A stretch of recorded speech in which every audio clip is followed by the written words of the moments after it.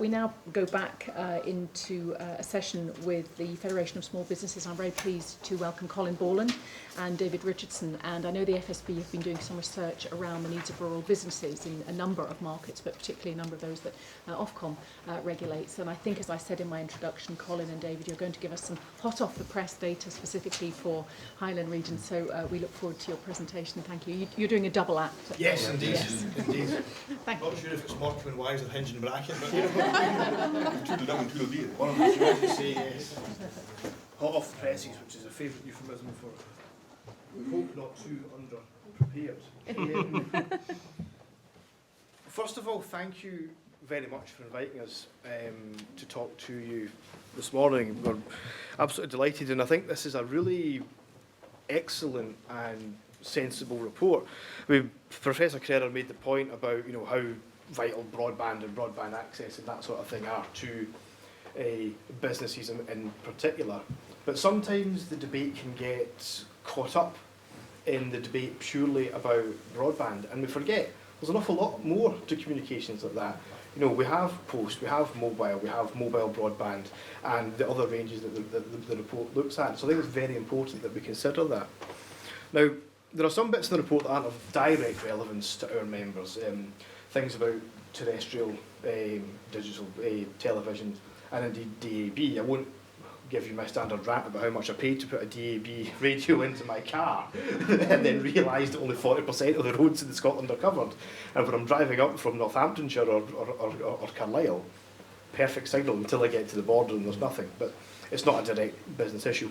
And things like the post as well, we could talk about the post and the universal service obligation and what that's going to become. Is it going to be worth the name in years to come? But I think that's a separate meeting, frankly, that we need for that. So today what we'd like to concentrate on are three things. Traditional internet, if we can call it that, mobile communications, and mobile broadband.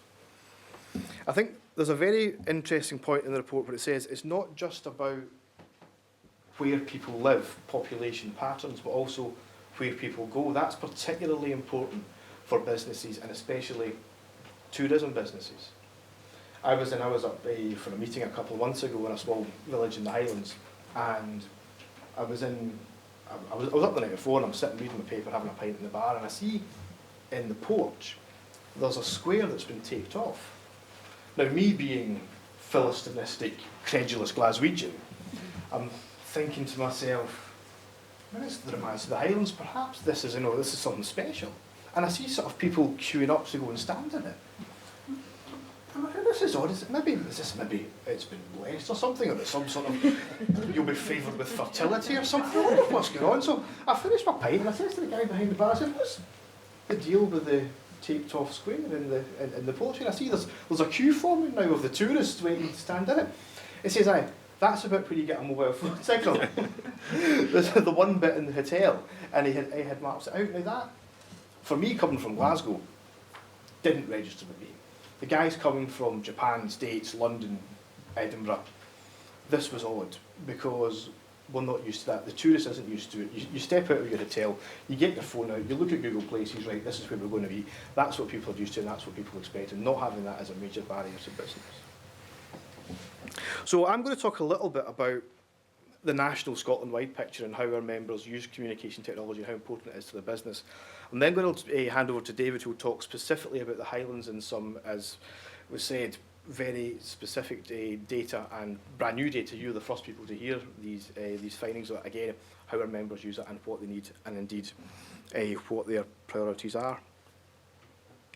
In terms of Scotland-wide data, it won't surprise you. About 72% of our members use a wired connection, so a physical broadband connection to access the internet. Interestingly though, only 10% of them are using a high-speed, super-fast connection, and that's about 9%. The UK average is about 19% amongst our members, so it's significantly lower.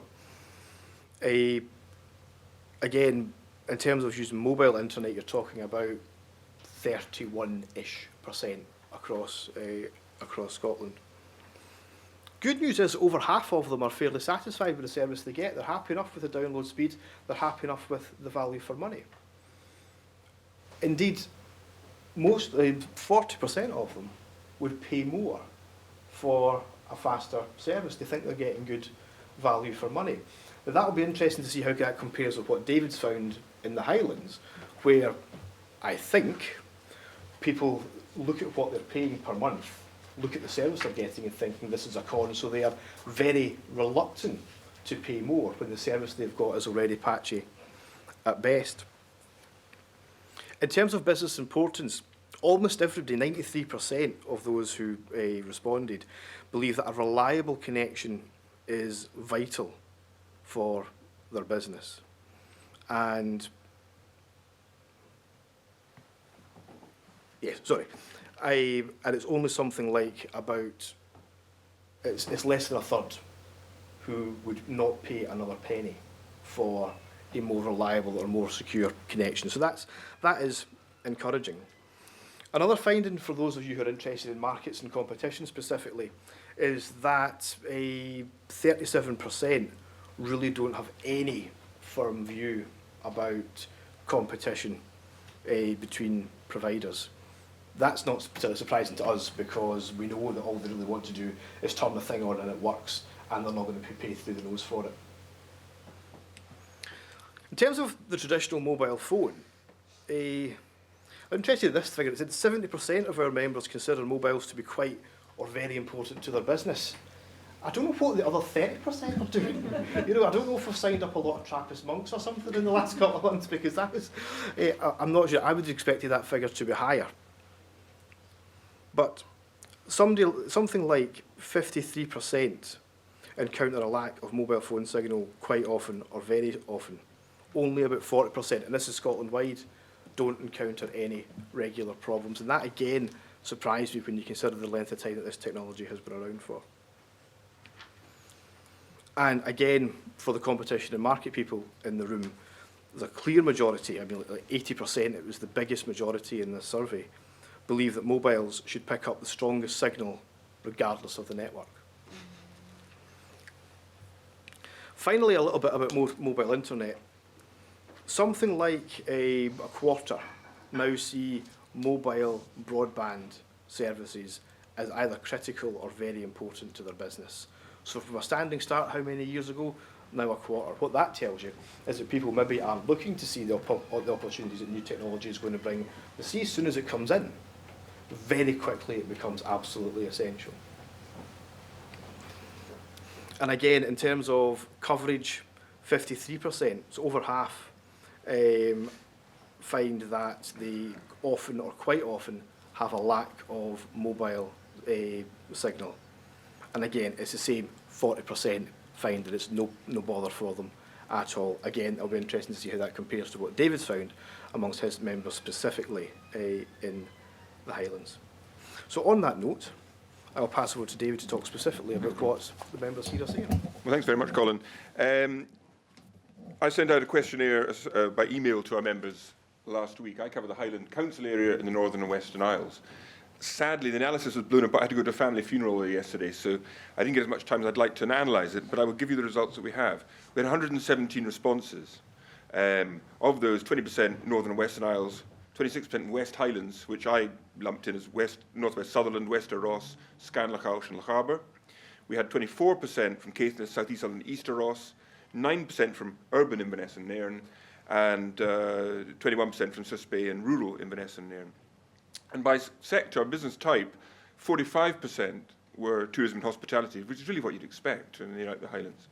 14% retail, 12% building and allied trades, 11% business services, and then we also had a lot from others from food and drink, agriculture, manufacturing, creative industries and energy. So it's a very broad spread of responses. As you'd expect again, 98% of the respondents use the internet for business purposes. No surprises there. Slightly fewer in the Northern Isles, I mean marginally, and in Susbay, rural Inverness and Nairn. If they said yes, what does your business use to access the internet?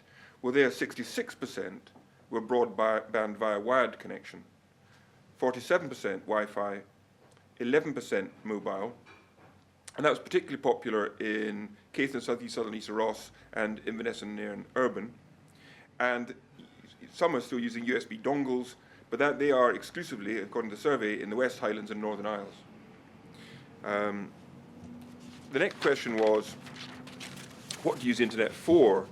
And there, well, again, 91% purchasing goods and services online, 95% communicating with customers, and slightly fewer communicating, 79% communicating with suppliers. Marketing, using the website for marketing purposes, 79%, using social media, only about half, 55%, and selling online, 32%.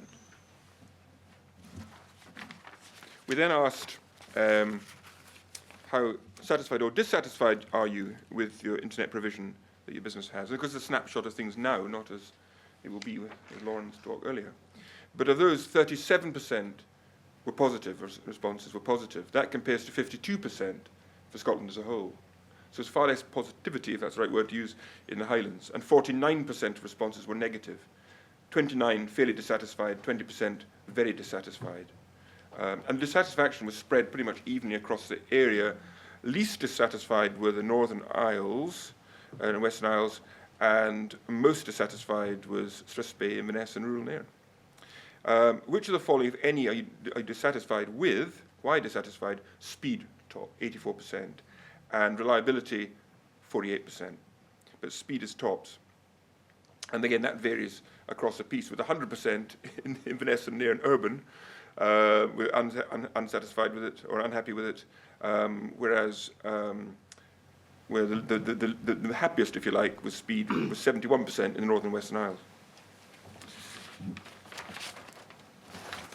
Then we looked at mobile phone reception, and of there, 28% were happy with mobile phone reception, which is good, but 44% were not happy.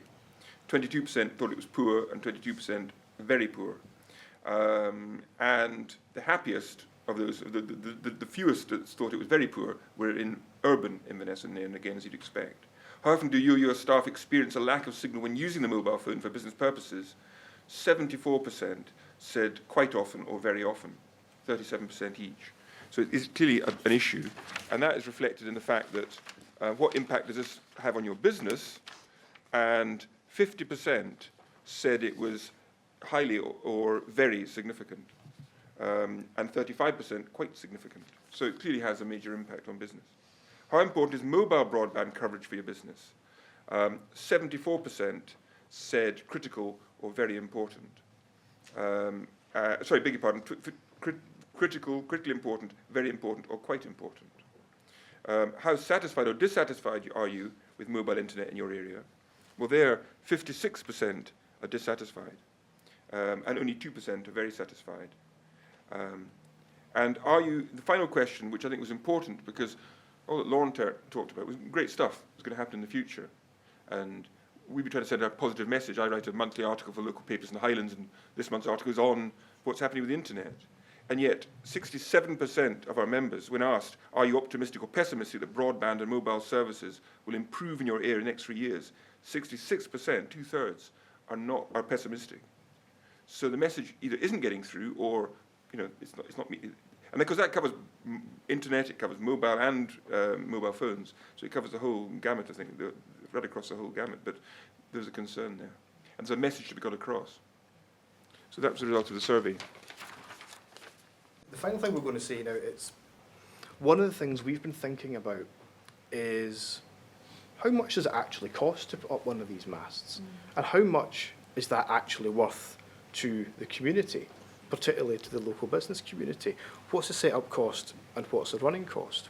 Because to go back to the example I mentioned at the start, if the local businesses there could get themselves a mobile mast, think about what that could do in terms of the local business, the local trade. People would know where the restaurants are, they would know where the pubs were, they would know where to go, where not to go, and that sort of thing. Now, I understand for perfectly sound commercial reasons, if I run a mobile phone company, it doesn't make commercial sense. However, if I've got a community-based partner who's happy to put up half the money, or maybe it would be a quarter, maybe 3/4, I don't know. But is that an option, I suppose, is what we're asking? And if so, what would we need to do to make that business case? Thank you very much. Great. I wonder if we can hold that question actually for the subsequent discussion session, if that's okay with you, Colin and David, and come back to that, and indeed some of the data that you talked about. But, you know, fascinating statistics, and clearly hot off the press, so we're sure it will be online eventually for us to peruse. What we at our will leisure. do is we will turn that, I'm conscious it's a massive numbers, we will turn that into a more accessible format and circulate that with you. We've also got some other interesting information about how people are spending their money on communications, and we will circulate that amongst the attendees as well. Fantastic. Thank you very much.